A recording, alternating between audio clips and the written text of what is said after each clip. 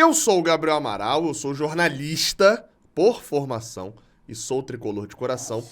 E eu tenho 3 recados para poder deixar antes da gente abrir esse vídeo aqui. O primeiro deles é que hoje a gente estreia uma série de entrevistas com os 3 candidatos à presidência do Fluminense. Todos os 3 foram convidados e, até o momento, eu entrevistei o Rafael Rolim, que é o primeiro entrevistado à publicação dessa entrevista nessa terça-feira. Segunda coisa que é importante falar. A entrevista, ela teve um formato um pouquinho diferente do que vocês viram em outros canais. Para poder facilitar a agenda desses candidatos, porque era muito complicado, muitos estão em live constantemente, ainda mais nessa última semana, eu preferi fazer a entrevista gravada. Então, isso daqui não é uma live, isso daqui é um vídeo. Então, você pode deixar seu comentário aqui embaixo, pode deixar seu comentário se você está vendo na hora do lançamento, tem um modo estreia, então tem um chat aqui do lado, mas a gente já gravou essa entrevista, isso daqui já aconteceu, eu estou no passado e vocês estão no futuro, então isso daqui é um vídeo. Segundo ponto, na verdade, ainda dentro do segundo ponto, eu preciso destacar que todas as 3 entrevistas serão gravadas daqueles que aceitarem, até o momento, como eu falei, eu só gravei a do Rafael Rolim, e todas serão publicadas na sequenciazinha, à medida em que forem aceitando. O Rafael Rolim já foi gravado, foi a primeira nessa terça. Sendo gravada de Marcelo Souto ou de Mário Bittencourt, ela entrará no ar já também no dia seguinte, seja na quarta, seja na quinta, entrará no ar no mesmo horário. Beleza? E o terceiro ponto é para você deixar o seu like aqui embaixo. Se inscreve e deixa o like aqui no Raiz Tricolor. Estamos com um número bem legal de inscritos, mas podemos crescer ainda mais com a sua audiência. Beleza? Eu espero que você goste. 1 horinha de entrevista, todas elas terão o mesmo tempo para você poder consumir e escolher o seu candidato no próximo sábado, beleza? Confira aí, eu espero que você goste e ouça e entenda também e tire dúvidas nesse vídeo aqui de entrevista com o candidato à presidência do Fluminense, Rafael Rolim. Bem, estou aqui com o Rafael Rolim, obrigado, Rafael Rolim, já abro aqui agradecendo a participação. Aqui no Raiz Tricolor, estamos entrevistando os 3 candidatos. Na verdade, convidamos os 3 candidatos a presidente para poder participar e o Rolim aceitou. Rolim, eu já te agradecendo a presença, mas eu já abro com uma pergunta, até para a gente aproveitar bastante o tempo. Eu acho que você se identifica bastante com o termo SAF, com o fato da SAF e etc. Você é o candidato da SAF? Você gosta de se identificar dessa maneira? E isso, se for um slogan da sua campanha, alguma coisa, você quer ser reconhecido como isso, como candidato da SAF do Fluminense? Obrigado pela presença. Eu que agradeço, Gabriel, e todo mundo que está nos acompanhando aqui, pela oportunidade. O trabalho que você faz, que, enfim, é importantíssimo para a torcida do Fluminense. E, enfim, eu não me identifico como candidato da SAF, eu me identifico como candidato que quer buscar investidores, né? Eu sempre falo isso. A SAF é um meio, é um caminho, né? Hoje, quando você vai conversar com investidores, e a gente teve esse cuidado ao longo desse processo de preparação para a campanha, eu junto com o Pedro Antônio, responsável pela construção do CT, que todo mundo conhece, a gente teve o cuidado de conversar com vários investidores, e a percepção dos investidores é a mesma. Hoje ninguém investe algo em torno de 1 bilhão, né, em cifras atuais, num clube de futebol no modelo associativo, né? Até no Atlético Mineiro, que a gente tinha um exemplo de um patrocínio, já se fala em conversão dessa dívida para a SAF. Por quê?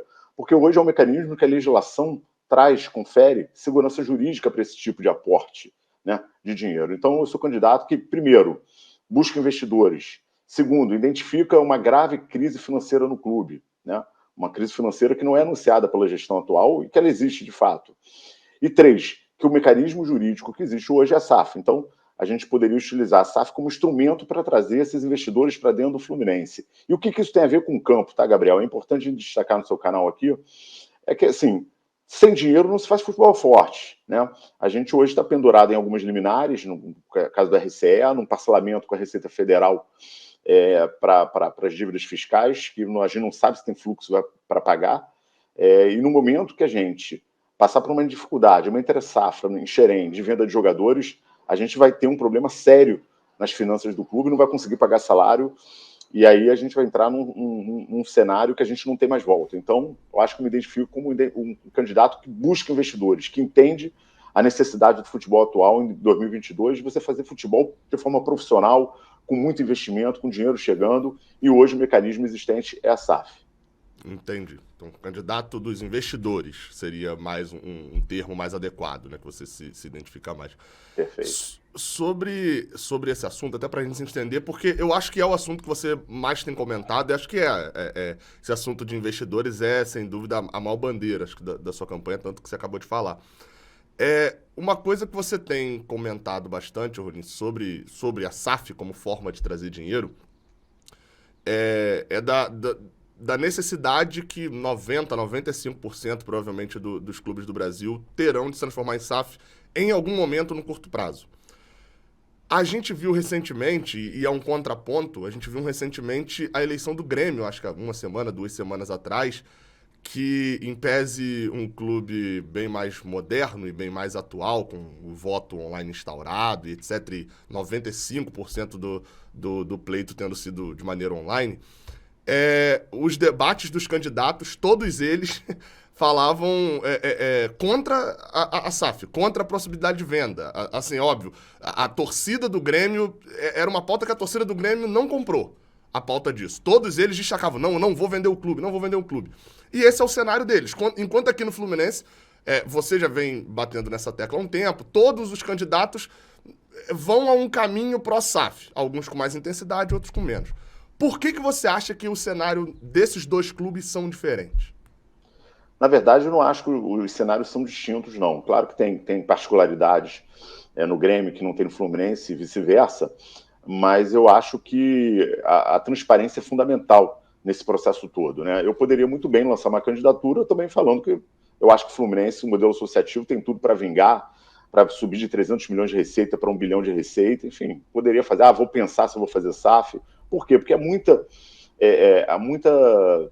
ideologia na questão da SAF, né? Tem um debate ideológico de venda do clube. E muita desinformação também. E muita desinformação, claro, perfeito, Gabriel.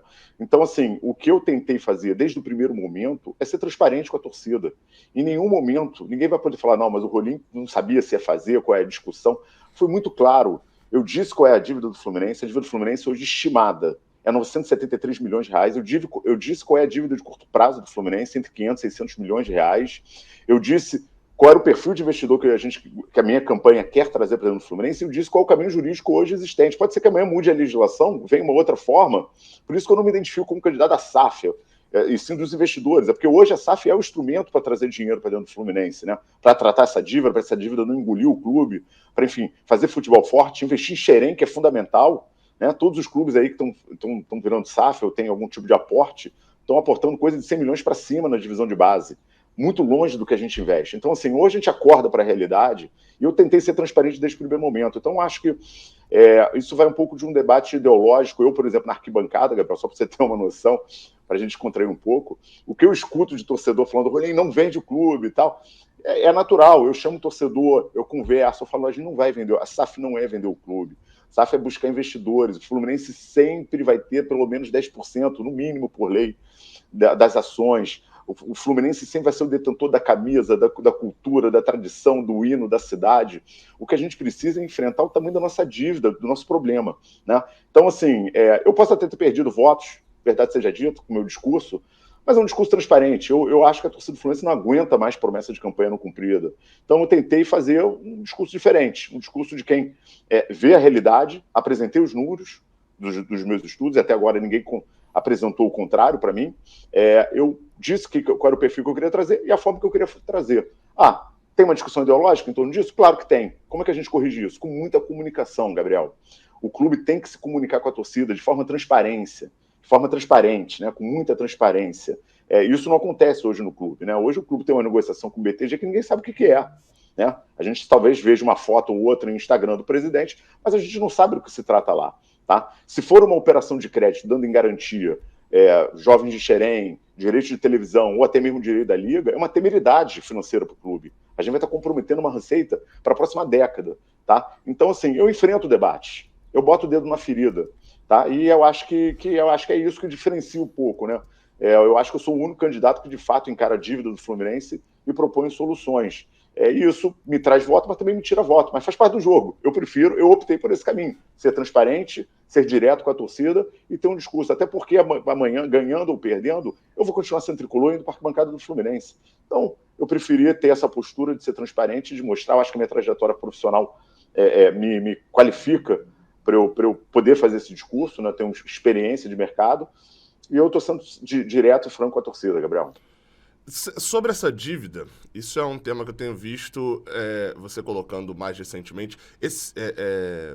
Não sei se esse estudo saiu mais recentemente ou se foi algo que você vem comunicando. Talvez você já vinha falando antes em algum lugar e de repente eu não assisti. Mas acho que comunicação mais ativa já vem de 1, 2 semanas mais ou menos. Você falou e você estima, tá nas suas redes sociais, que o Fluminense tem uma dívida hoje de 973 milhões de reais, quase R$1 bilhão, né? Até porque esses números também, quando você chega nessa ordem de grandeza, 1 milhão a mais, 1 milhão a menos, já faz por aí. diferença quase nenhuma. Apesar da criação do portal da transparência, né, pela gestão atual, o último dado financeiro que a gente tem é o dado obrigatório do balanço de 2021. Para a gente poder utilizar aqui. Não é obrigatório, mas é um dado de transparência, né, da gestão, a publicação de balancetes que não foram publicados nesse ano. E aí eu tenho uns números aqui que são ano a ano, né, do balanço oficial do clube. Peguei ali os últimos 6, 7 anos. 2017, a dívida do Fluminense era de 631 milhões. 2018, 665. 2019, 645. 2020, 706. 2021, 686. Essa variação por causa da pandemia. Ou seja, o último dado que a gente tem de dívida do Fluminense é de 686 milhões. De onde e como vocês chegaram a essa projeção de um aumento de quase 300 milhões de reais de dívida em 2022?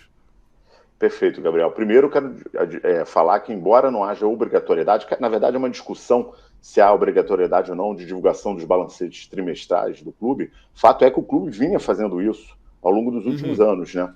E parou. Não fez nesse ano. Não fez no último trimestre de 2021, que já também não tinha, e não fez o ano inteiro. Então, assim, o fato de ser obrigatório ou não é uma discussão jurídica, mas a questão de transparência com a torcida é você mudar um comportamento, né? Não é que nunca teve presente, sempre esteve presente essa informação, e no ano eleitoral essa informação sumiu. Então, cabe à torcida do Fluminense, ao sócio do Fluminense, compreender o que está acontecendo, né? Em relação aos números, o que acontece? O balanço do Fluminense, assim como qualquer balanço, é uma peça contábil, né? Então, como peça contábil que ela tem uma série de mudanças de um ano para ano, da forma que você computa, da forma como você demonstra. Os nossos estudos demonstraram que, a partir do momento que o Fluminense abriu o fluxo de caixa no RCE, quando ele vai pedir o RCE, o Fluminense abre o seu fluxo de caixa, né? E você consegue identificar no RCE, no processo da RCE, quem tiver curiosidade pode ingressar, principalmente no que foi feito na Justiça Trabalhista, você consegue descobrir uma série de valores que a gente chama de contingências off-balance, ou seja, são contingências que não constam do balanço do clube, tá? Isso eu vou te dizer que é uma prática normal até em algumas empresas, tá? Você ter contingências off-balance, ou seja, fora do balanço. Então, se a gente trouxer aquelas informações do fluxo de caixa que foram apresentadas no processo de RCE, com as informações do balanço, cruzando, a gente chega a uma dívida estimada de 973 milhões de reais, que pode até estar maior, tá, Gabriel? Por que pode estar maior? Porque o Fluminense, quando fez o parcelamento fiscal agora, que, na verdade, para conseguir a CND, nada mais é que confessar um débito e parcelar. É assim que se obtém uma CND, né? Você confessa o débito, você vai pela internet, confessa o débito e parcela. Provavelmente, nessa confissão do débito, o valor do débito já aumentou do último balanço divulgado para esse. Você não tem a dúvida. Com a Selic a 13,75, esse valor aumentou a partir do momento que a gente confessou esse débito. Então, eu até imagino e já projeto um valor até maior que esses 973 milhões, tá? Podem não aparecer no balanço, mas estão lá no fluxo de caixa do RCE. Tem diversas ações trabalhistas que não estão contingenciadas no balanço do clube, tá? Isso é uma realidade de quem conhece, quem estuda, quem já fez alguma operação estruturada de empresarial. E foi isso que a gente fez. A gente pegou pessoas qualificadas do mercado, estudou e chegou a um valor estimado e apresentei. E o clube até hoje não veio falar, não, o meu fluxo de caixa é esse, está errado, as dívidas não são essas. Eu acho que isso me parece um pouco sintomático, né, da situação que está acontecendo. Eu não estou querendo falar isso para prejudicar o clube, não, tá? Pelo contrário. Eu estou querendo falar isso para alertar os torcedores e os sócios da realidade. A nossa dívida não está em torno de 700 milhões. Não está em torno de 700 milhões. Quem acredita que a dívida está enganado. Nossa dívida é muito superior a isso. E isso vai cobrar o seu preço. Por que vai cobrar o seu preço, Gabriel? Porque o presidente Mário Bittencourt, na sua campanha, diz que pagou 200 milhões em dívidas. E é fato, eu acredito nisso. O Fluminense, quem tem uma dívida de 1 bilhão, ao longo do período tem que pagar 200 milhões, 900 milhões de dívida mesmo. O problema é que a gente está pagando juros dessa dívida.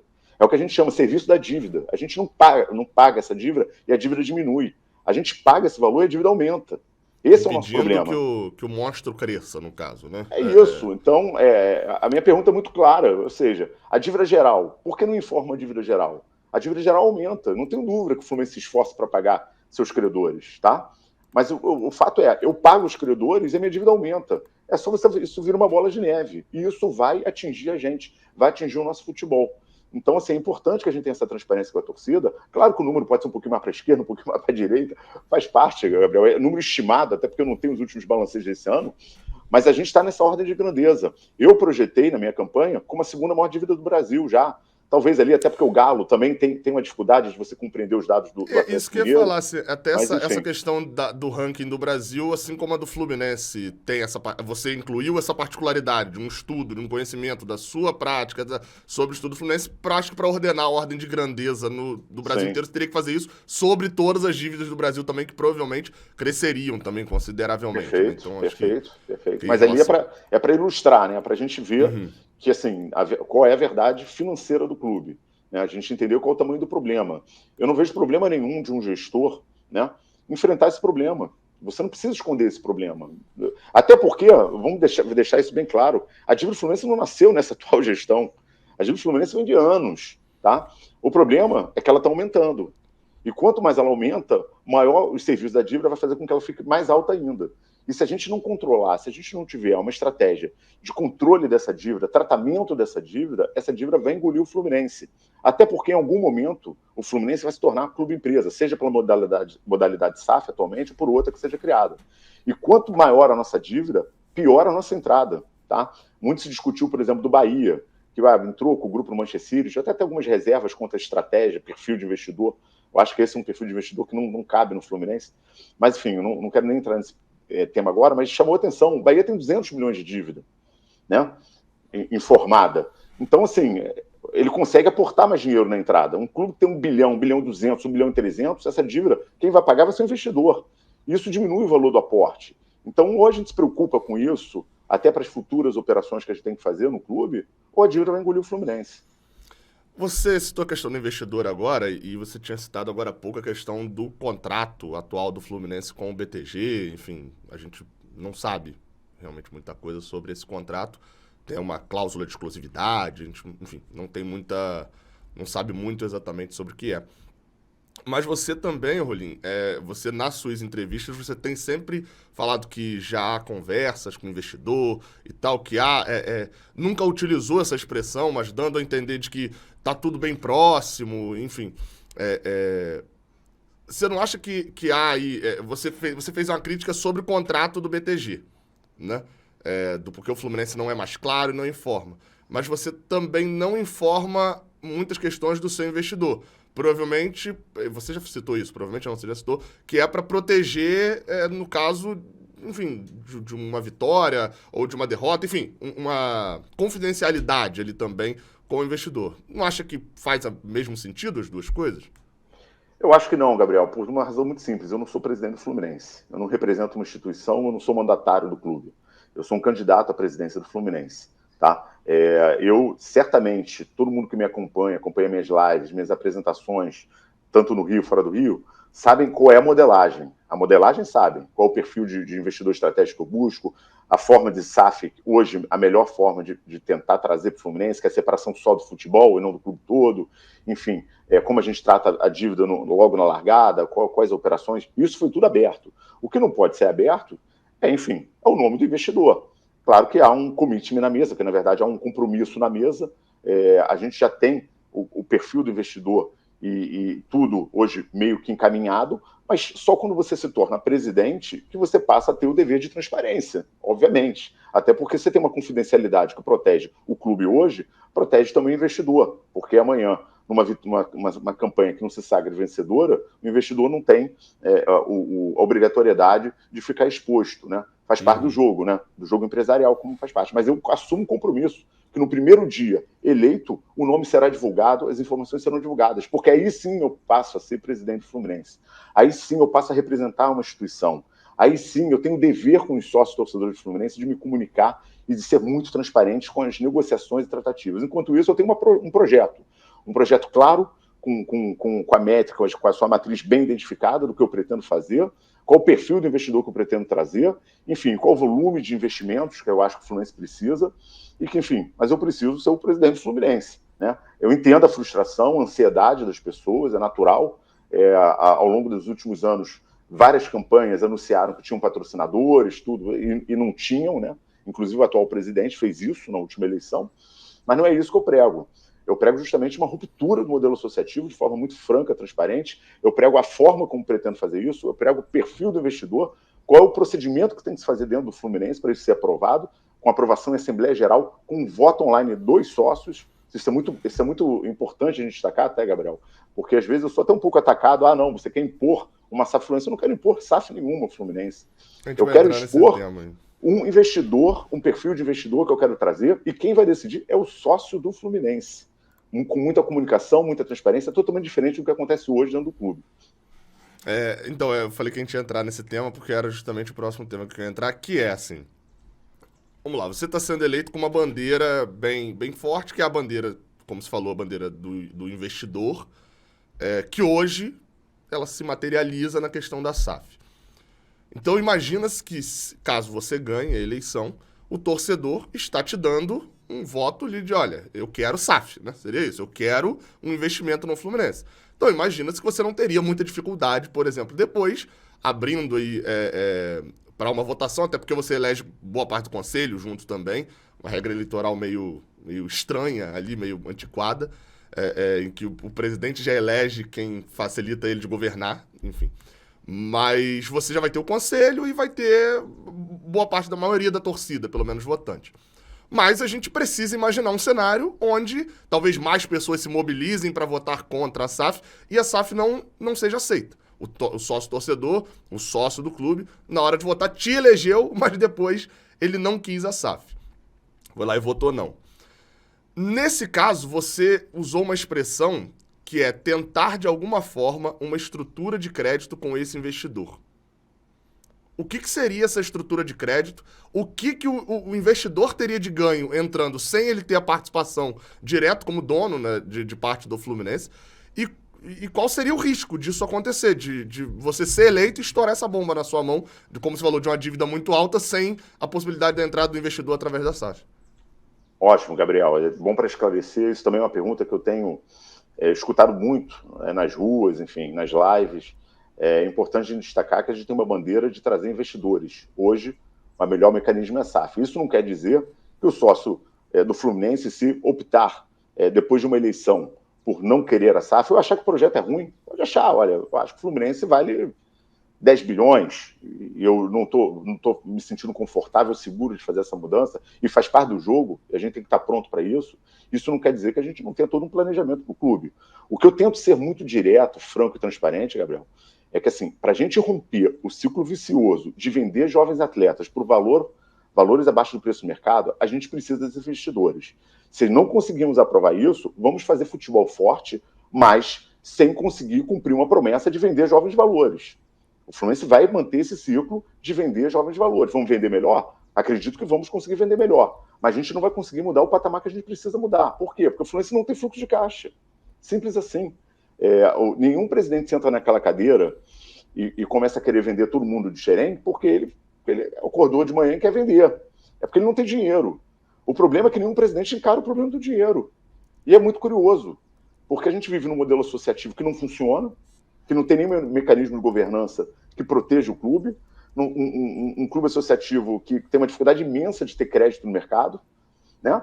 E ninguém enfrenta esse problema. Por que o presidente quer sentar naquela cadeira com todos esses problemas e enfrentar o modelo associativo? Por quê? Porque a gente vai continuar nesse ciclo vicioso. O que eu defendo é o rompimento. Se a gente não conseguir aprovar, a gente vai buscar outras formas de receita. A gente vai mudar o perfil do investimento em jogadores. Enfim, eu acho que a gente tem que buscar um perfil de investimento de jogadores que possam trazer para o Fluminense um ativo também, não só consumir folha de pagamento e não gerar nada para o clube. A gente tem que mudar um pouco o perfil, para poder gerar receita e fazer futebol forte. E quando eu falo de estrutura de crédito, aí respondendo diretamente a sua pergunta, Gabriel, que a gente, isso foi muito comum, isso aconteceu no Vasco, aconteceu recentemente no Curitiba, esse é um mecanismo muito utilizado, né?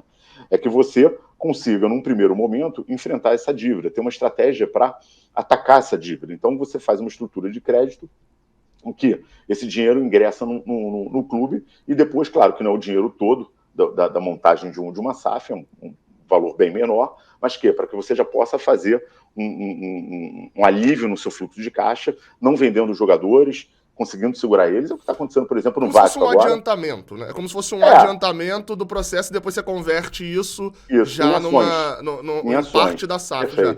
Se você não conseguir...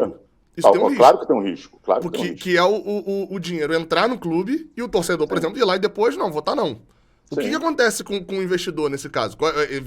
Se transforma num passivo, numa dívida para o Fluminense? Na verdade é isso. Você acaba isso se torna um crédito, por isso que você tem que tratar muito bem esse valor. Você não pode ser um valor integral, você tem que ser um valor pensado que caba no seu fluxo de caixa a muito longo prazo, justamente para isso não virar um problema. Ou então você acaba não fazendo esse aporte e vai para outro tipo de aporte. Você tem várias opções no mercado.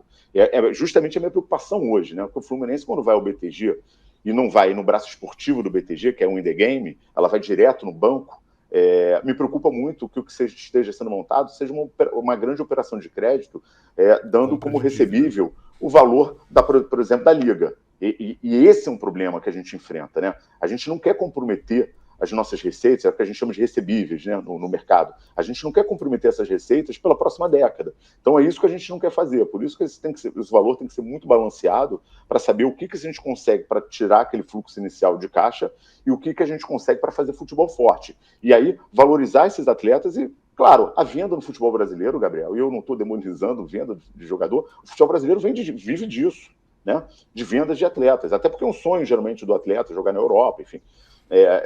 Do mercado brasileiro, mas que a gente faça isso de forma a gerar ativos para o clube, né? E não simplesmente você venda Luiz Henrique, Matheus Martins ao longo de um ano para pagar folha, porque foi isso que nós fizemos esse ano, e é isso que a gente vai fazer ano que vem. A gente provavelmente vai vender o André, provavelmente vai vender mais um jogador da base, que eu não sei qual pode ser o próximo, talvez o Arthurzinho ou algum garoto que tenha vindo de base, para vender. A gente não vai ganhar ativo nenhum, não vai fazer reforma estrutural e vai pagar em folha. Ou a gente rompe, a gente entende que a gente tem que romper esse fluxo, ou a gente vai ser engolido pela dívida. A minha proposta é muito clara nesse sentido. Esse exemplo que você citou até de coisa foi algo que o Abad chegou a fazer, enfim, anunciou pelo menos, foi para a Inglaterra no último ano dele, para poder, só que era Xerém, era linkando com 2 anos de exploração de Xerém, enfim, isso acabou não indo tanto para frente. Já que você entrou no futebol, eu tenho um outro tema aqui ainda mais relacionado a isso, mas vamos falar um pouco de futebol também, que é o principal, é o carro-chefe do Fluminense. E você falou das vendas de Xerém. Isso, querendo ou não, é um assunto muito complexo no Brasil, apesar de muito simples. Porque é o que você falou. O futebol brasileiro, ele vive disso. Se você for no Palmeiras, está vendendo. No Flamengo, está vendendo. No 15 de Piracicaba, está vendendo para o Ituano, que vai vender para o Corinthians, que o Corinthians vai vender para fora. É todo um mercado baseado nisso. Muito mais até do que investimento em outras áreas. Mas você também citou de que as vendas, o futebol brasileiro vende baixo porque tem pouco dinheiro. Dentro das entrevistas que você já deu, uma das coisas que mais te incomodou, acho que você respondeu isso lá no Vilela, foram as vendas de jogadores de Xerém abaixo do mercado. Então, assim, eu gostaria de te deixar aberto para poder fazer uma avaliação das vendas dos jogadores do Fluminense. Talvez o que você faria diferente, se você achou que esse preço foi mais baixo por causa disso, disso e disso. Uma avaliação no período da atual gestão do Mário Bittencourt. E é importante só, pra gente fixar nesse caso, não é necessariamente os jogadores que a gente perdeu por contrato, porque eu acho que é uma outra situação. É uma questão de renovação de contrato. Mas das vendas, das operações que foram feitas mesmo lá pra fora, por exemplo. Não, perfeito. O futebol brasileiro vende, mas a gente vende mal, né? Esse é meu ponto. O Fluminense vende muito mal e vende muito mal principalmente porque não tem dinheiro, né? Quem determina o valor de um atleta não é a etiqueta de preço que você bota no seu atleta, é a sua necessidade de vender, de precisar de dinheiro, ou seja, é o mercado que determina o seu preço, né? Então, por exemplo, vou te dar o exemplo do Luiz Henrique, que talvez seja o caso mais emblemático da atual gestão, já que você quer um exemplo da atual gestão. O Luiz Henrique foi vendido por um preço que eu acho que ninguém na torcida do Fluminense, ninguém da mídia, acredita que seja o preço compatível com o potencial desse atleta. Era um atleta, enfim, com titularidade no clube, um atleta com potencial enorme, com um perfil de um drible curto, um jogador forte, enfim, uma posição muito cobiçada na Europa, e a gente vendeu por um valor absolutamente irrisório, se você pensar no potencial do atleta, com metas de premiação absolutamente inatingíveis, né, como ganhar Champions, enfim, coisas que foram relatadas pela imprensa. A gente não tem toda essa certeza, porque todos os contratos no Fluminense hoje são regidos pela confidencialidade, né? Eu não sou contra a cláusula de confidencialidade, só que a cláusula de confidencialidade é exceção, não é regra. Isso em qualquer atividade empresarial. No Fluminense é o contrário, é regra e a exceção é publicidade. Então a gente fica sabendo... Eu diria até, observando outros clubes, de que infelizmente no futebol brasileiro isso se tornou regra. A gente destaca os poucos clubes e são elogiados e são dignos de elogio, sim, porque por mais que a obrigação, quando ninguém tá fazendo, a obrigação é digna de elogio, são mais transparentes. Acho que a gestão do Bahia era muito referência disso, e a do Fortaleza também tem sido. Mas só para poder... Não, perfeito. E o clube, quanto mais o clube for transparente, tiver governança, melhor ele vai atrair investidores e melhor ele vai atrair compradores. O Fluminense tem dois problemas muito sérios, tá, Gabriel? Primeiro, a gente está vendendo mal e a gente está vendendo para o mercado intermediário da Europa. A gente não vende para o mercado principal da Europa. E eu acho isso um dado muito preocupante. Você tem jogadores que não conseguem entrar na primeira linha do mercado europeu. Aí eu não concordo com quem entende que o Luiz Henrique não tem potencial para fazer uma boa entrada no mercado principal da Europa. Por que esse mercado principal da Europa não está contratando os nossos jogadores? Alguma coisa acontece. Talvez esse nível de transparência do Fluminense hoje, que praticamente não existe, talvez seja um bom indicativo, tá, Gabriel, para a gente pensar o que está acontecendo. A percepção dos investidores dos clubes brasileiros, como você bem destacou, não só do Fluminense, não é boa, mas tem graus. Assim, tem umas que são melhores, outras são piores, e hoje a gente vive numa grande caixa preta no Fluminense, e isso certamente afasta bons compradores, enfim, boas propostas que a gente pode ter no clube. Então, o que fazer para melhorar isso? Que, no fato, é a sua pergunta. A gente não precisar do dinheiro. É o que o Vasco acabou de fazer, por exemplo, com o Andrei. Chegou uma proposta alta, eu não vou vender, não preciso do dinheiro. Ele tem que vender o Andrei, mas ele não precisa vender o Andrei. Não sei se eu estou sendo claro. Ele que determina o preço, né?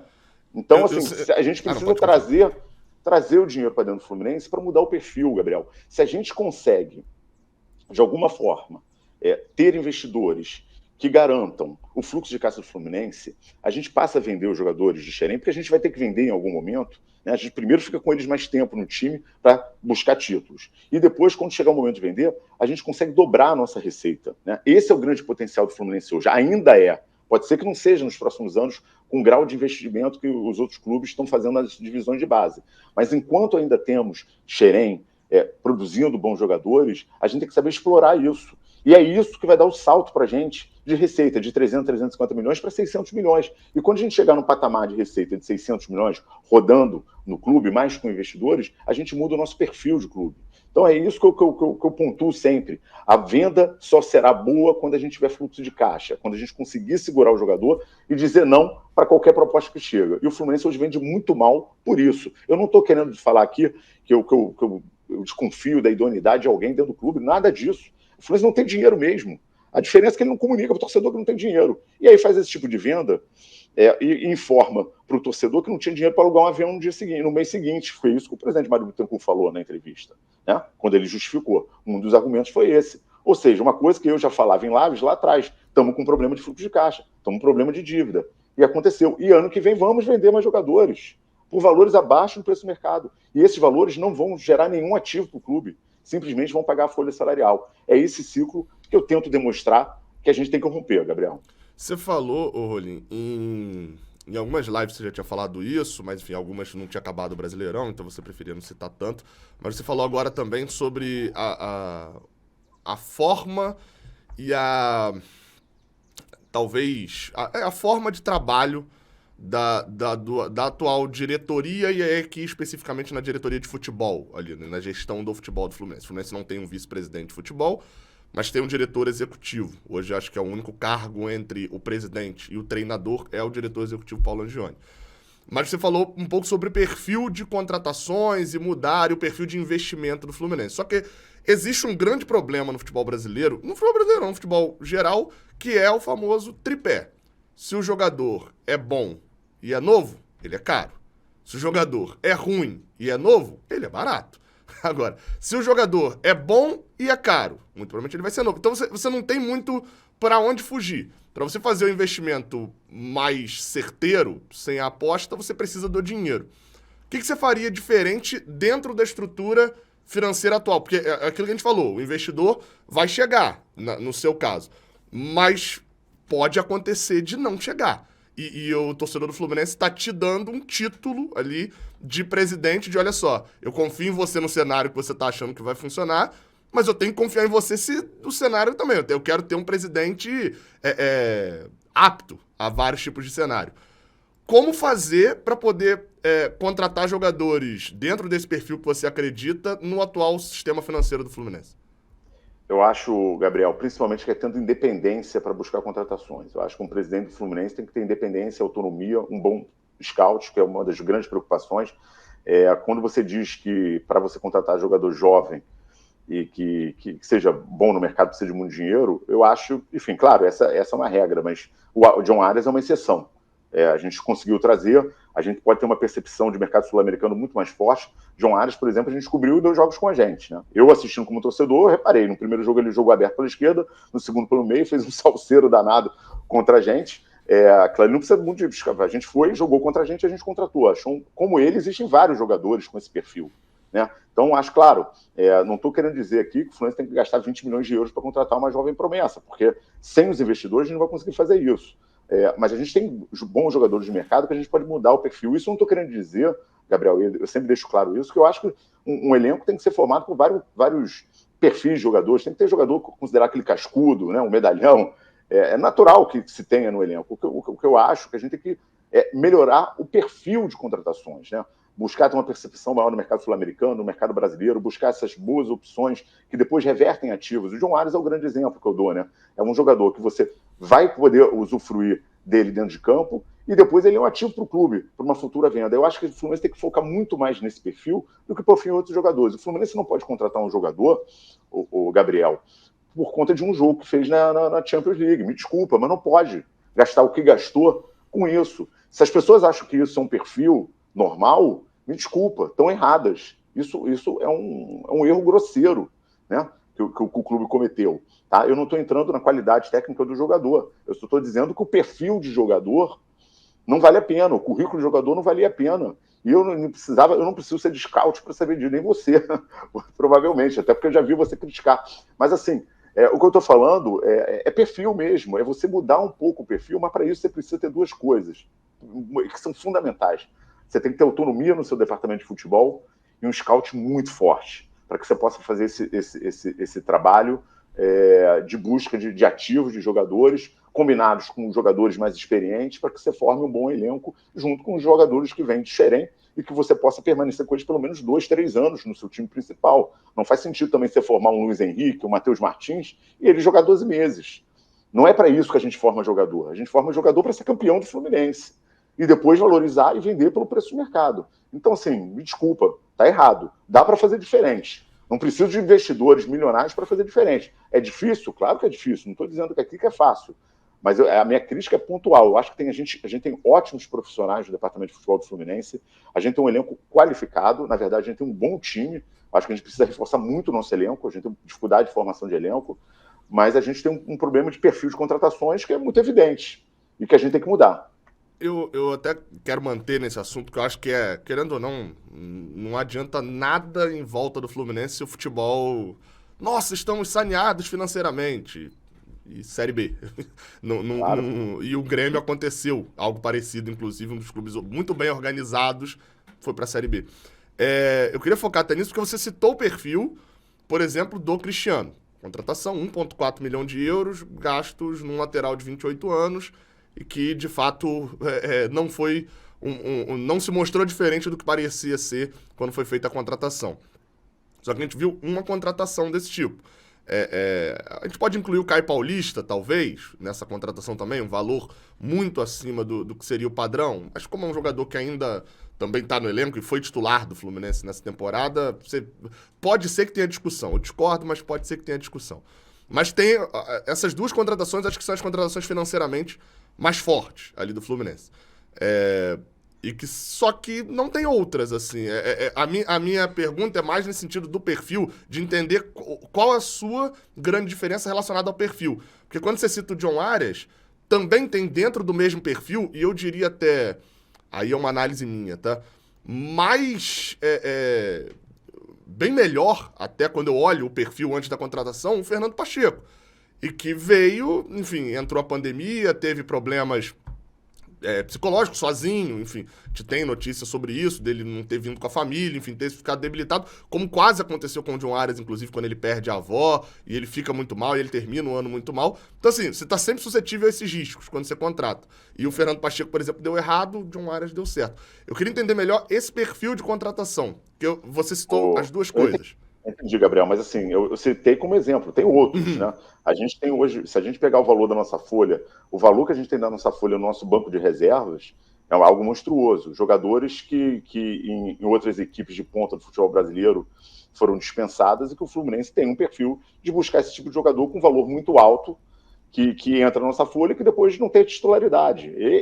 Não é só esse jogador. É que eu tento, Gabriel, você muito educado aqui, eu acho que quem quer ser presidente de um clube de futebol tem que respeitar o atleta profissional. Sim. Tá? Sim. E assim, eu respeito todos os candidatos, eu respeito todos os atletas, eu respeito todos os empregados. Então, não é educado da minha parte eu ficar apontando para o jogador A, B ou C se eu pretendo ser o presidente da próxima temporada. Então, não faz sentido. Agora, que a torcida do Fluminense sabe qual é o perfil de contratações que o Fluminense tem, ela sabe. E está errado. Está errado. O presidente atual pode achar que é bom. A torcida, eu tenho certeza que a torcida não acha. Eu acho que a gente poderia fazer um futebol muito melhor, muito mais forte. O Fluminense tem um grande orçamento de futebol, sim. Tá? A gente poderia fazer um futebol muito mais forte, ainda que sem os investidores. Claro que isso ia fazer com que a gente tivesse que vender jogadores ao longo da temporada. É isso que eu quero evitar. Eu quero fazer que o Fluminense mude de patamar. Que quem seja campeão de Libertadores da América, de Campeonato Brasileiro. É isso que eu quero. O meu projeto é esse. Mas então, se a torcida entender que não é o caminho, a gente tem que respeitar a torcida soberana, apesar que muita gente não deu 2 treinos, mas eu escuto a torcida, a gente tem que mudar o perfil de contratação, porque o Fluminense não pode chegar numa semifinal de Copa do Brasil, me desculpe, Gabriel, e não ter opções para enfrentar um time da grandeza do Corinthians, que foi o que aconteceu, por causa de problemas no elenco. Então, assim, a gente tem que mudar o perfil de contratações do clube. Eu acho que isso é uma questão que chama a atenção dos torcedores. A gente tem como fazer isso, mas respeitando os profissionais do clube, respeitando os atletas que estão lá, todos com uma história muito bonita no futebol. E aqui não é meu papel ficar citando A, B ou C, tá, Gabriel? Eu até vou reforçar isso, de que eu não quero, e acho que seria completamente errado, de que você, por exemplo, fala, a contratação, fulano não tem condições de jogar no Fluminense e tal. Não é nesse ponto. Eu queria entender até mais do seu perfil de contratação, entendeu? Porque eu entendi a crítica que você fez ao perfil do Fluminense. Mas eu queria entender, porque assim, sendo bem claro até, Rolim, não usando de meias palavras, nada. Eu quero entender, assim, o torcedor, ele tem um sonho, só que esse sonho, ele, às vezes, materialmente, financeiramente, ele não vai ser materializado. Eu quero entender como o seu perfil de contratações, ele tá estruturado financeiramente, entendeu? Ele tá viabilizado financeiramente sem a entrada de um investidor. Perfeito. E foi para qual lado você vai, por exemplo?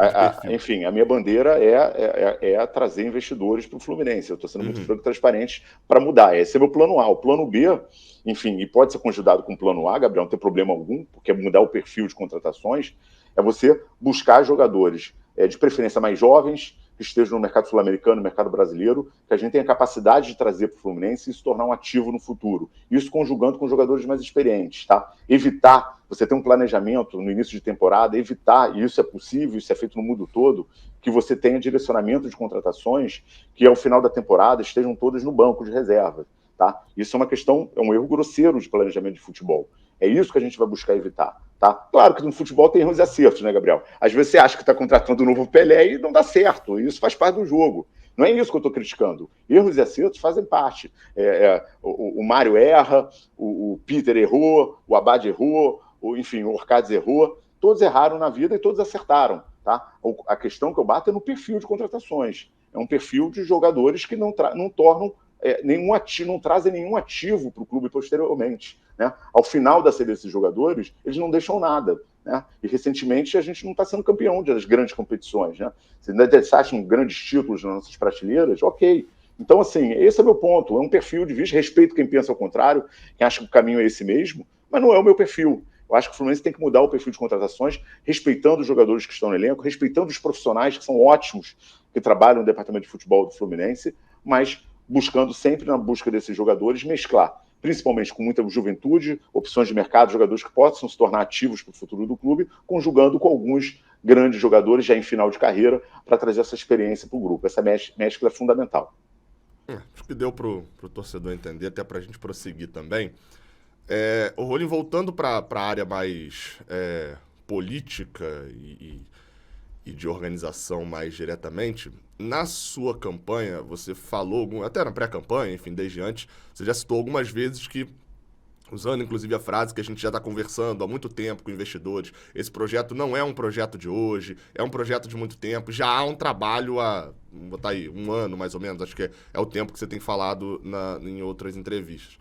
Porém, uma das críticas que foi feita e que está sendo feita, até mesmo por apoiadores da campanha, da sua campanha, da sua chapa, é de que ela tenha sido meio atabalhoada e amadora na parte política. Principalmente no caso das assinaturas, de um número maior do que é o histórico de assinaturas, eu esqueci o termo exato, mas assinaturas impugnadas ou rejeitadas, acho que pelo clube, acho que o termo seria rejeitadas pelo clube, ou seja, uma dificuldade de conseguir se articular politicamente nessa parte.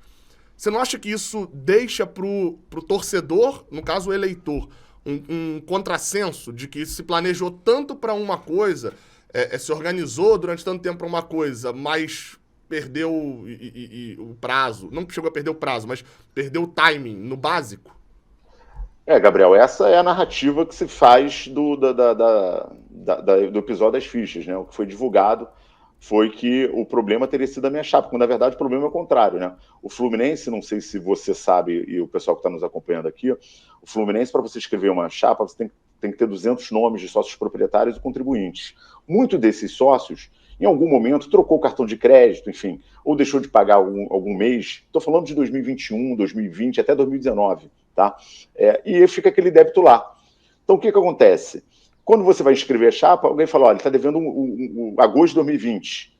Então, desses 40 problemas que nós tivemos na chapa, 30 e poucos eram questões de pagamento. Porque o problema não era nosso. O problema é do clube. O Fluminense é um clube endividado que não cobra a dívida dos seus sócios. O problema está no clube que não cobra a dívida dos seus sócios, que deixa uma dívida de 2020 sem cobrar. É isso, é mais um cenário de realidade do clube associativo que demonstra. O próprio Mário teve 20 problemas de inconsistência na ficha dele. É natural que essas inconsistências surjam. Tá? Eu tive 40. Mas por quê? Grande parte por questão de pagamento. E que a quem cabe, que é o clube, cobrar, não cobrou. Ou seja, parece que o clube está nadando em dinheiro e não cobra dos seus sócios os passivos, os créditos que porventura existem. Então, assim, na verdade, o erro é do clube, né? E isso acaba influenciando na gente. Outra coisa, a legislação, a Lei Pelé, no seu artigo 22, é clara em existir uma comissão eleitoral independente para os clubes de futebol. Está na Lei Pelé, sou eu, Rafael Rolim, que estou dizendo. E sabe quem aceita, defere ou indefere a minha chapa? O meu candidato à reeleição, o meu adversário. É ele que defere ou indefere. Isso não pode ser natural, isso não pode ser normal. Eu reclamo disso. Isso é um modelo associativo. Né? Vamos brincar, isso é suco de modelo associativo. Então, assim, a minha campanha, Gabriel, e assim, finalizando já a pergunta, é uma campanha, eu faço uma autocrítica, eu acho que é muito importante as pessoas terem autocrítica, e eu tenho autocrítica, eu acho que ela, de fato, entrou tarde, e isso gerou um certo atropelo em alguns momentos, mas ela entrou tarde porque eu não entrei na campanha simplesmente para ser candidato a presidente, eu entrei depois de buscar um projeto junto com o Pedro Antônio. Então, claro que isso acabou afetando um pouco a campanha, alguns atropelos aconteceram, algumas críticas acontecem, sou todos ouvidos para as críticas, poderia ter sido melhor, poderia. A minha campanha é uma campanha que parte como premissa não aceitar patrocínio de ninguém ligado ao mundo do futebol, enfim, embora eu já tenha tido convite, não aceitei, porque eu acho que você não pode ter dinheiro de pessoas ligadas ao mundo do futebol na sua campanha. Eu acho que isso quebra totalmente a autonomia do presidente para o dia seguinte, quando sentar na cadeira.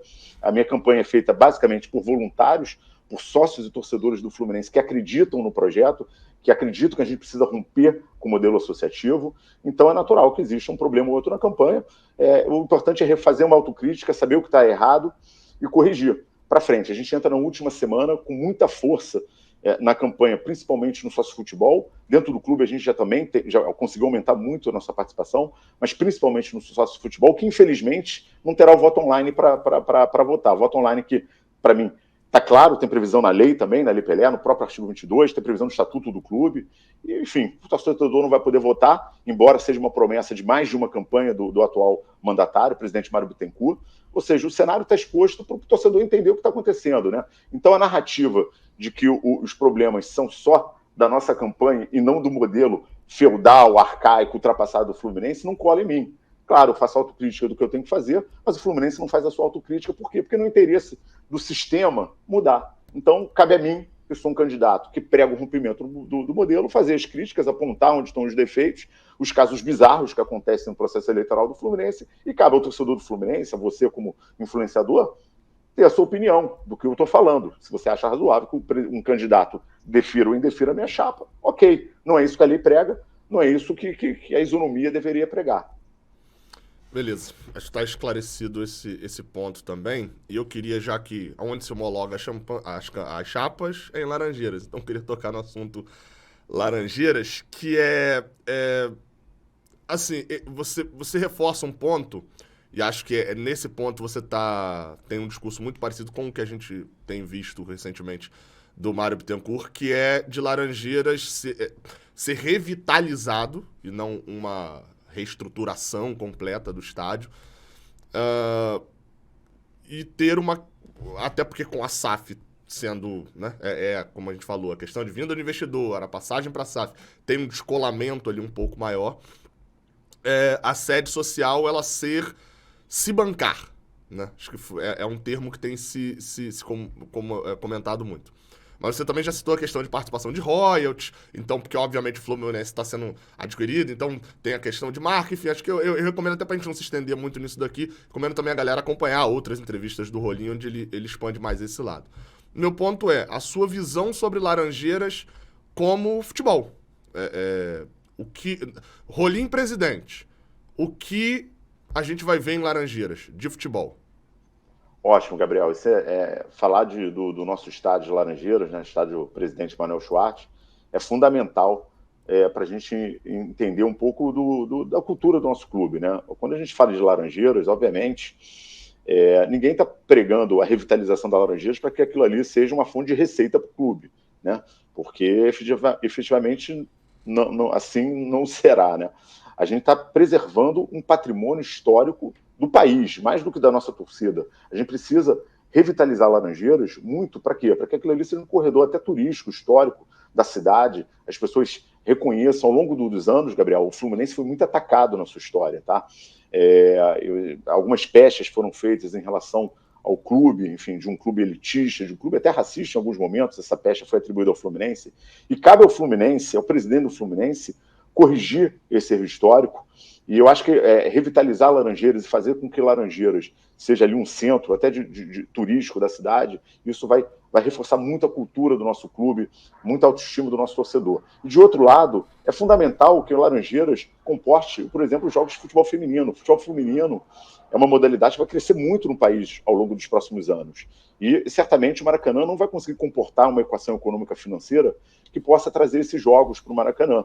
Então a gente tem uma realidade, a gente tem uma necessidade de fazer com que Laranjeiras possam sediar esses jogos de divisão de base, até alguns pequenos jogos, mas, claro, sempre com muita coerência e muita transparência no que a gente vai fazer. Existe um grande projeto, que é o projeto Laranjeiras 21, que é um projeto que eu gosto muito, eu também sou entusiasta, porque é um projeto de dinheiro incentivado, né? Dinheiro incentivado é aquele dinheiro que as empresas, ao invés de pagar impostos, elas usam para aplicar no investimento cultural histórico, que seria o caso do Laranjeiras. Eu não tenho problema nenhum com o projeto. Se o projeto for viável... O projeto é bem diferente dessa primeira parte que você falou. É um projeto para ter jogos do time do Fluminense profissional masculino, né? Esse é o meu ponto que eu quero falar. Eu não sou contra o projeto Laranja 21. Eu posso até botar ele debaixo do braço e tentar fazer com que ele vingue. Só que eu não posso só ter uma carta. Eu não posso só ter um projeto, eu tenho que ter mais de uma opção, né? Quando você é um gestor no mercado, você nunca trabalha com uma opção só. Você tem uma matriz de risco e você trabalha com várias opções, tá? Se um projeto for viável para a gente trazer alguns jogos de Campeonato Carioca, futebol feminino e base, e as autoridades assim permitirem, a gente pode comprar essa ideia. Se não for viável, a gente não vai largar e vai deixar a Laranjeira do jeito que está. A gente vai revitalizar de uma outra forma. Então, assim, as coisas não são excludentes, Gabriel. Tá? Esse é meu ponto. Mas o seu plano A, então, é qual? É o projeto... Porque, assim, esses dois temas, a forma como você citou o primeiro, é muito perto do que hoje tá acontecendo com a gestão Mário Bittencourt. Inclusive, já tem parte lá dos estudos pagos pela TIM, enfim, existe um contexto disso. Qual que é o seu plano A? Você assume, óbvio, já tem alguma coisa ali em curso, mas você assume. A sua primeira ideia é algo mais parecido com o Laranjeiras 21, que é uma reforma muito mais estrutural, na mudança de arquibancadas e preparado para jogar, inclusive, alguns jogos da Série A do Brasileirão, atendendo a isso? Ou o seu plano A é o primeiro passo da revitalização? O meu plano A é chamar quem já tem um projeto pronto, quem já tem um estudo pronto, para sentar na mesa e tentar tocar esse projeto. Tá? Esse é meu plano A. Se a gente já tem um projeto pronto... mais de um. Hoje o projeto que eu conheço é Laranjeiras 21. Se o outro for apresentado, a gente vai sentar junto com arquitetos e tal e definir o caminho. Gabriel, não existe receita de bolo. O que existe são projetos confiáveis, tem que ir no governador, tem que ir no prefeito, tem que ir nas autoridades para ver qual o projeto. Senão, a gente fica com propaganda eleitoral. Vou fazer isso, vou fazer aquilo, não. A gente tem que projeto para revitalização. Quando eu falo em revitalização, eu não falo se vai jogar Campeonato Brasileiro, Campeonato Carioca. Isso não pode, porque quem afirmar isso está... Enfim, vai depender das autoridades lá na frente, se você vai ter o controle viário ali que vai permitir esse tipo de jogo. Nós temos que revitalizar, a gente tem que ter projeto bom para Laranjeiras. Hoje eu conheço um projeto, eu estou disposto, ganhando a eleição, no primeiro dia, chamar os autores do projeto, sentar, entendendo o que é o melhor para o Fluminense e junto com eles a autoridade. Se não der certo, se não for um projeto que tenha futuro, ô Gabriel, eu não vou largar de mão Laranjeiras, porque aquilo é um crime com a cultura do Fluminense. Então a gente vai buscar outros projetos, outras formas de fazer a revitalização. Hoje, por exemplo, há uma revitalização em curso que eu desconheço. Tá? Eu conheço muito mais o projeto Laranjeiras 21, muito mais transparente, comunicativo com a torcida, com o projeto atual. Então eu tenho até dificuldade de dizer para você se o projeto atual, um TIM e tal, pelo menos eu não vi nada detalhado nas mídias. Então eu não posso me manifestar sobre isso. Se for um bom projeto, melhor que o outro, claro que eu posso comprar, mas eu não sei, não conheço, não tem transparência alguma, mais um projeto sem transparência do Fluminense. Então, assim, o que eu conheço é esse projeto, é um projeto que eu vou convidar no primeiro dia para sentar e para fazer, para a gente revitalizar o Laranjeiras, não só para fazer jogos, mas para que seja um corredor cultural histórico na cidade e que a gente pode, como dizem nossos amigos lá da Central do Fluminense, fortalecer o fluminensismo, né? Um movimento que a gente tem que pregar, isso às vezes as pessoas levam na brincadeira, mas eu não levo. Eu acho que esse movimento artístico em torno de Laranjeiras, esse trabalho que a Fanfarra também faz, musical, isso é fundamental para a cultura do Fluminense. Ou a gente entende que a gente vai conseguir torcida muito fomentando a nossa cultura do que é ser tricolor, do que é ser fluminense, da nossa história, ou a gente fica para trás. Então é fundamental que a gente entenda Laranjeiras como uma parte dessa grande equação. Eu tenho dois temas aqui, Rolinha, a gente está indo com 55 minutos, mas que são muito importantes de serem abordados. Eu não sei, não vou ficar pedindo para você cortar a resposta no meio, enfim, para você tentar ser conciso nessas duas, eu estou pedindo algo que eu não sou, inclusive, para ser conciso, mas que é o tema futebol feminino. Futebol feminino do Fluminense é amador até hoje, está na segunda divisão, existe um projeto, parabéns, o pessoal que trabalha no futebol feminino é espetacular, faz muito com pouco. Mas você tem algum projeto, alguma proposta prática do futebol feminino, principalmente para transformar o futebol feminino em profissional? Ótimo, Gabriel. Eu fiz questão da minha proposta botar futebol masculino e feminino em conjunto, tá? Qual é a realidade do futebol feminino? O futebol feminino no Brasil, ele tem uma tendência de crescimento, de projeção nos próximos anos muito grande. E é fundamental para a gente, porque a gente precisa trazer não só o futebol feminino, mas a menina, a jovem, torcedora, a mulher para o estádio do Fluminense, para o estádio Maracanã, para as Laranjeiras, é fundamental que a gente amplie a nossa arquibancada. Tá? Então, assim, o primeiro passo é conseguir profissionalizar. Como você falou, a gente tem pessoas abnegadas que fazem futebol feminino no Fluminense, eu reconheço isso, mas a gente tem que conseguir profissionalizar. Hoje, qual é o melhor caminho para profissionalização, Gabriel? Projetos incentivados. Essa é a grande questão. É assim que se estão fazendo futebol feminino, é importante que existem garantias profissionais para essas atletas, para essa comissão técnica, e a gente precisa buscar projetos incentivados para isso. A gente não conseguia projeto incentivado até coisa de 15, 20 dias atrás, quando a gente obteve a CND. O problema não é conseguir a CND, é manter a CND, né, Gabriel? Esse é o nosso problema. Obter a CND, como eu já falei na sua entrevista aqui, é só parcelar o débito, confessar o débito e parcelar. Então, a gente pretende conseguir, com um projeto incentivado, apoio e patrocínio para que a gente possa fazer futebol profissional feminino e trazer esse futebol para dentro de Laranjeiras. Tentei ser conciso, tá, Gabriel? Não, se passar um pouquinho, porque essa segunda é um pouquinho mais complicada, se passar um pouquinho não tem problema não, até porque que não é regra eleitoral e tal, não, mas é porque eu gosto de dar o mesmo tempo para todo mundo. Porque o outro tema é liga, porque eu acho que tudo isso que a gente tá falando de futebol brasileiro vai mudar assim como mudaram os contratos de TV de 2016. E de 2011, 12 primeiro, né? Mas essa grande mudança que aconteceu. Você falou algumas vezes que o Fluminense precisa ser protagonista nessa discussão. O Fluminense, para discutir lá, precisa estar saneado para ser protagonista, para não aceitar qualquer coisa. Hoje, o cenário atual o Fluminense ele é um dos protagonistas do grupo Forte Futebol, junto com o Atlético Paranaense e com o Fortaleza. São os dois principais pilares ali, os três principais pilares desse grupo. Há um outro grupo, que é o grupo da Libra, que tem times de maior proporção, mas que, enfim, entregaram até agora um modelo que talvez não faça muito sentido para o Fluminense. Você, Rafael Rolim, presidente, vai chegar para essa discussão. Quais são os... Óbvio, você vai tentar entender melhor a situação, com base nas informações que tiver, que são restritas ali a cada grupo, mas te agrada hoje qual modelo de liga? O modelo mais discutido pela Libra, com os maiores times, mas com uma divisão de receita mais desigual, ou o modelo do Forte Futebol? Ou se você discordar também dessas questões que eu citei. Gabriel, o que me agrada é o modelo que seja melhor para o Fluminense, sempre. Tá? Eu acho que o Fluminense entrou tarde nessa discussão. De fato, hoje o Fluminense buscou um protagonismo junto com o Atlético Paranaense, junto com o presidente do Atlético Paranaense, mas entrou tarde, na minha visão. Enfim, respeito quem pensa o contrário. Eu acho que cabia, na formação política desses dois grupos, não depois que eles estavam formados, mas antes, cabia uma política um pouco mais bem feita para a gente se posicionar melhor nessa discussão. Eu sou a favor da defesa das cotas mais igualitárias, mas sou contra da forma como a gente fez essa defesa. Eu acho que esse debate deveria ter sido prévio à publicidade desses dois grupos, a gente deveria ter debatido isso internamente com os grandes clubes que estão do lado de lá, no Grupo Libra. Eu tenho uma preocupação muito grande, tá, Gabriel, com o isolamento do Fluminense, né, nessa discussão. Hoje já há tratativas fortes, por exemplo, com o Atlético Mineiro para ele ir para o Grupo Libra. Eu tenho um receio muito grande de Fluminense e Atlético Paranaense ficarem isolados do outro lado.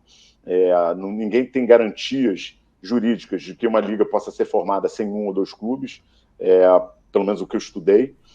Então, acho que o Fluminense, por ter entrado tarde, talvez tenha entrado, talvez não da melhor forma nessa discussão. Mas, enfim, vamos olhar para frente, não vamos olhar para o retrovisor. Eu acho que a partir do momento que a gente entrar, a gente tem que analisar, se fortalecer economicamente, para ter força, para ter... Isso não é uma discussão que eu costumo brincar, não é uma corrida de 100 metros, isso é uma maratona, é uma discussão que vai demorar ao longo aí, pelo menos de mais 1, 2 anos, 1 ano e meio, mas é a realidade. O futebol brasileiro vai virar liga e que a gente tenha corpo, estrutura financeira para discutir, sentar na mesa e achar o melhor para o Fluminense. Sou a favor do modelo de uma divisão mais igualitária das cotas, mas eu não sou a favor do isolamento do Fluminense com poucos clubes considerados grandes no país. Eu acho que isso não é bom para a imagem, para a marca do clube, e isso pode gerar um problema muito grande para a gente lá na frente. E segundo, tão ou mais importante quanto isso, é o dinheiro que vai entrar com a formação da Liga. Hoje se fala algo em torno de 150, 250 milhões para cada clube.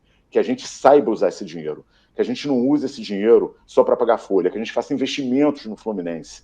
Porque se a gente deixar passar essa oportunidade, vai ser a mesma coisa que aconteceu na década de 10, quando a gente perdeu aquela oportunidade de pay-per-view. E depois vamos ter que cobrar lá na frente, no futuro, o fato de a gente ter entrado sem dinheiro nessa discussão. Tá bom, eu gostaria até de estender mais esse assunto, mas vamos ser prudentes também com os outros candidatos. Eu te agradeço, Rolim, pela presença. Eu vou te deixar um minuto aqui, né? A gente tem um timerzinho ali em cima. Para você, enfim, pedir voto, se quiser explanar mais alguma coisa, você tem 1 minuto. Primeiro, eu quero agradecer a você, tá, Gabriel? Eu sou fã do seu canal, acho que você faz um trabalho fantástico com a torcida do Fluminense. É fundamental que você, quando começou, tinha poucos canais, mas acho muito legal que tenham vários canais que falem do Fluminense. Então, já deixo aqui o meu muito obrigado pelo espaço que foi dado. Um abraço a todos os tricolores que estão nos acompanhando aqui. E pedir, ao final, o voto de todos. Eu acho que quero deixar uma mensagem de que é possível mudar.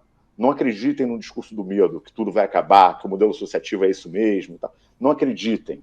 Acreditem que há opção. A minha candidatura é uma candidatura muito franca, muito transparente, que faz autocrítica, que sabe corrigir o que está errado, que sabe elogiar o que está dando certo, mas que propõe algo muito claro. O Fluminense tem que tratar sua dívida. Se não tratar a dívida, vai ser engolido. Então, dia 26 de novembro, sábado que vem, eu conto com todos os sócios, todos os torcedores do Fluminense que compareçam em Laranjeiras, faz parte do processo democrático, e votem pela mudança, pelo rompimento do modelo associativo, pela entrada de investidores, futebol forte, com perenidade e com futuro. Eu acho que só assim a gente vai conseguir ficar, de fato, na primeira prateleira ganhando títulos. Tá? Muito obrigado a todos, saudações tricolores.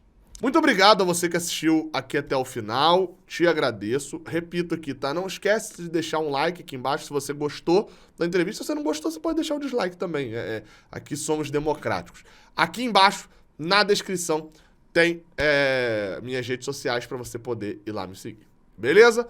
Tamo junto, até a próxima. Tendo outra entrevista, você pode acompanhar aqui também. Valeu.